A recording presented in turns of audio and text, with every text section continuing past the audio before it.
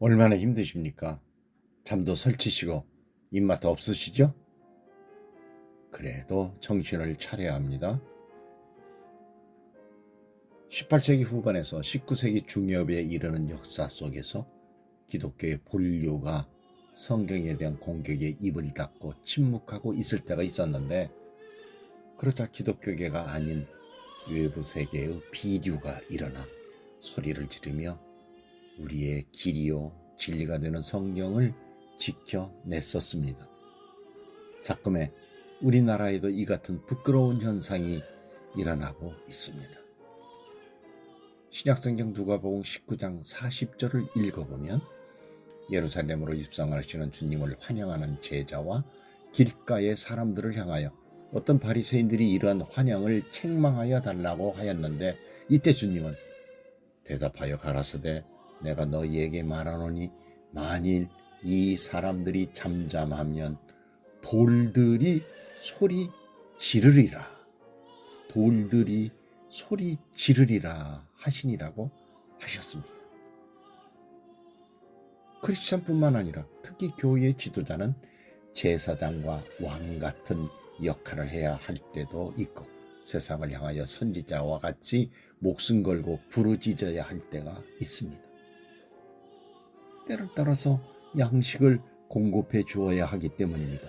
지금은 나라의 운명이 백척간두에 있는 긴박한 때이니 반성경적인 태도를 취하는 악으로 뭉친 반국가 세력들을 향하여 이 소리를 질러야 할 때입니다. 그분의 이야기라는 의미를 가진 히스토리가 말하듯 역사의 주관자는 하나님이십니다. 우리는 제발 자금의 이 급박한 대한민국의 상황이 그분의 섭리 안에서 펼쳐지는 그분의 이야기인 하나님이 관여하시는 역사의 한 페이지가 되기를 진심으로 소망합니다. 하나님, 제발 이 나라를 외면하지 마시고 살려주시옵소서. 그리고 하나님의 역사적 섭리 안에 이 나라를 품어 주시옵소서 라고 말입니다. 우리 크리스찬들이, 그리고 한국교회 목회자들이 국가의 운명을 가를 이 비상 상황에서 움츠리고 입을 다물고 있으니 하나님은 교회의 본류가 아닌 윤석열 대통령을 돌처럼 사용하셔서 불의함으로 가득한 반국가 세력들에 대항하여 홀로 싸우도록 하시는 것만 같습니다. 대한민국은 미국과 마찬가지로 기도로 시작한 나라입니다. 미국과 한국에는 아직 순전한 복음주의적인 교회가 많습니다. 또한 열방을 향하여 선교의 사명을 크게 감당하고 있습니다. 지금을 말세지말이라고 말합니다. 지금이 마지막 때라면 악한 세력들이 저들의 마지막을 알고 발악할 것임은 당연한 이치입니다. 악한 세력들의 주 타켓은 기독교 국가인 미국과 대한민국입니다. 우리나라는 건국을 한때로부터 집요한 공산당의 적화 야욕에 노출되어 왔습니다. 미국도 중국의 경제력이 성장하면서 중국 공산당에 포획되어 왔습니다. 중국은 값싸고 질 좋은 제품을 세계에 수출하고 공자, 학원 등을 내세워 중국의 가치관과 문화를 세계에 전파하고 심지어 돈으로 사람을 매수하는 등 세계를 중국화하는 전략을 지속적으로 추구하고 있습니다. 그런데 무서운 사실은 그 내면에 중국 공산당의 사상인 공산주의로 상대를 포섭하는 데 최종 목적이 있다는 것입니다. 또한 댓글 부대도 가동하고 미국과 한국을 포함 세계를 향하여 전 방위적인 간첩질을 서슴지 않고 있습니다. 또한 한 나라의 선거에 개입하여 결과까지도 조작하고 끝내 친중 정권을 세우고 있는 것으로 속속 드러나고 있습니다. 이러한 악의 세력은 중국뿐만 아니라 그에 동조하는 나라들과 세력들이 세계적으로 하나의 카르텔을 형성하여 자유세계를 총공격하고 있다는데 그 심각성이 있습니다. 지난번 2020년 대선에서 부정선거로 떨어졌다고 굳게 믿던 트럼프는 이번 2024년 대선에서는 10만 명의 감시단과 500명의 변호사를 동원하며 마치 전쟁을 하듯이 중국 공산당이 배후에서 부정선거의 역할을 하지 못하게 하므로 큰 차이로 대통령의 무난히 당선을 하였습니다. 다시 곧 오겠다는 그의 공언대로 다시 오게 되었습니다. 트럼프는 대통령이 취임하면 아마 2020년 부정선거 문제를 확실하게 정리할 것으로 보입니다. 트럼프는 2020년 부정선거는 중국 공산당이 개입한 것으로 믿고 있기에 1월 20일 트럼프가 대통령이 취임하면 곧바로 미국과 한국의 부정선거에 관한 수사가 시작될 것이라고 예상합니다. 중국이 미국과 한국을 동시에 공략해왔기 때문에 미국 따로 한국 따로 부정선거 수사를 할 수 없을 것으로 보입니다. 다 연계되어 있다고 보기 때문입니다. 트럼프 2기 행정부 요직에 기용될 가능성이 높은 트럼프 1기 행정부 외교 안보라인 인사들이 지난 7월 한국의 부정선거 실태를 파악하고 돌아간 것으로 알려지고 있습니다. 탄핵 정국인 지금 트럼프를 비롯 그의 측근들은 부정선거 이슈에 휘말려 탄핵당한 한국의 대통령을 도울 방법을 강구 중에 있는 것으로 알려지고 있습니다. 트럼프는 중국을 글로벌 파트너로 생각하는 것이 아니라 거꾸로 들어야 할 상대로 생각합니다. 종국에는 중국을 멸망시키는 것이 미국의 우선주의에 합당하다고 생각하는 듯합니다. 중국이 개입한 부정선거 문제를 절대로 간과하지 못하는 이유가 여기에 있습니다. 부정선거 문제를 파헤치며 중국을 끌어안친다는 계획으로 보입니다. 왜 윤석열 대통령 재임 시기에 트럼프가 미국 대통령으로 재선에 성공했을까요? 미국도 부정선거가 없었다면 바이든이 아니라 트럼프가 무난하게 대통령에 연임됐을 것이고 부정선거의 이슈가 수면 위로 올라오지도 못했을 것입니다. 트럼프가 대통령에 연임되었다면 부정선거 이야기를 굳이 할 필요가 있었을까요? 부정선거 결과로 퇴장할 수밖에 없던 트럼프가 다시 올 거라는 말을 남기고 떠난 후 4년 동안 이를 갈며 부정선거를 파헤치려는 노력을 엄청 했다고 볼 수 있죠. 부정선거 세력들은 중국을 비롯 전 세계적인 카르텔을 형성하고 있는 이른바 악의 총세력들입니다. 주로 중국, 러시아, 북한, 이란 등이 그 중심에 있습니다. 윤석열 대통령은 대통령이 되기 전에는 영부인의 증언을 통해 알듯이 노무현 영화를 보고 혼자 2시간 동안 울었다는, 그러니까 좌파였다는 말이 있잖아요. 그런데 막상 대통령이 되고 국정을 운영하며 온갖 고급 정보를 취득하여 보니 반국가 세력들이 준동하며 나라를 거덜내고 있음을 뒤늦게 깨달은 것이라고 추측됩니다. 그런데 퇴임 후에 안위를 생각했다면 이런 목숨을 건 마치 룰렛과 같은 도박을 할 수 있었을까요? 그렇다면 100% 애국심에서 했을까요? 100%는 아니더라도 목숨을 걸고 전면 승부수를 던진 것을 보면 상당 부분 그의 순수한 애국심을 인정하지 않을 수 없게 됩니다.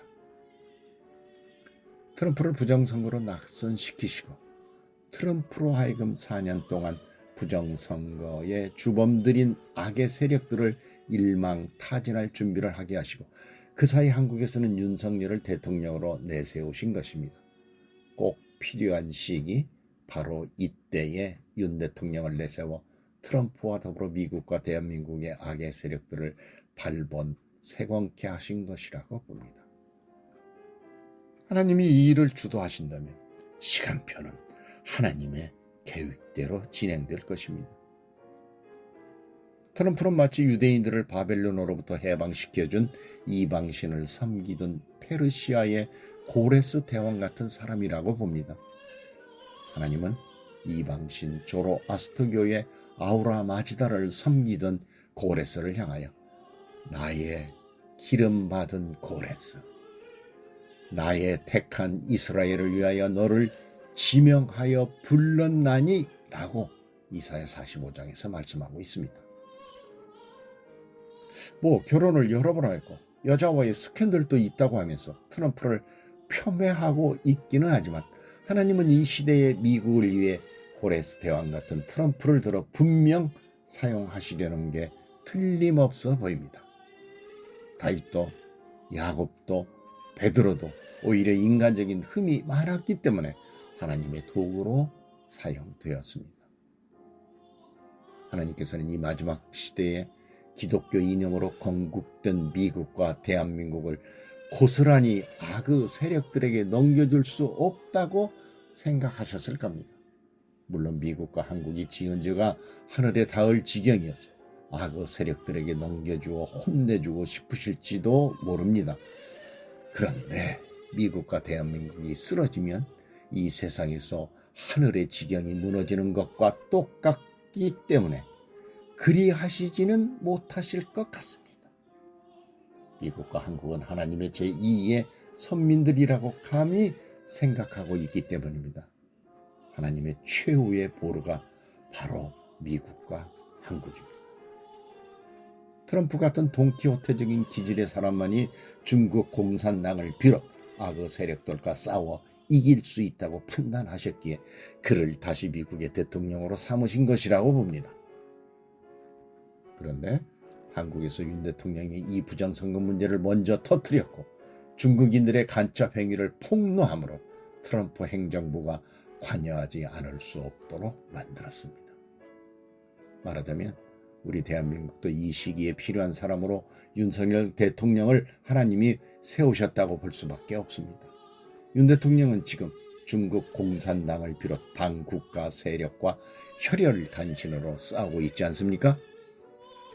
대통령 부부에 대한 실망, 부족함, 아쉬움 등이 있을 수 있으나 지금은 그런 걸 따져볼 때가 전혀 아닙니다. 잘못하면 소탐 대실하게 됩니다. 우선 대통령의 목숨과 대한민국의 목숨을 구하는 것이 유일한 급선무입니다. 대한민국에 하나님의 공의와 정의가 강과 하수같이 흘러내리도록 우리 크리스찬들이 그리고 특히 교회의 지도자들이 악의 세력들과 분연히 맞서며 소리를 질러왔어야 하는데 전혀 그러지를 못하다 보니 특히 교회가 입을 닫고 비겁한 침묵으로 일관해 오니 기다리시다 못해 기독교의 본류가 아닌 윤석열 대통령을 이번에 불갑을 사용하시는 것이라고 봅니다. 하나님께서는 지금이 다시 올 수 없는 마지막 기회라고 생각하셨을지 모릅니다. 하나님 편에서 급하셨다는 말입니다. 그런데 왜 교회의 지도자들이 침묵으로 일관해 오고 있습니까? 우리 주님은 때를 따라 양식을 나눠줄 자가 누구냐며 오늘도 한국 교회에 대하여 한탄하고 계실 것만 같습니다. 미국은 대한민국을 결코 포기할 수 없습니다. 6.25 전쟁을 통해서 수많은 미군들을 희생시키며 구해준 나라가 바로 대한민국입니다. 세계에서 가장 규모가 크고 현대적이며 최신의 시설을 갖춘 미군 기지가 중국의 코앞 평택에 자리하고 있습니다. 한국의 지정학적, 전략적 가치가 매우 크다는 것을 단적으로 증명하고 있습니다.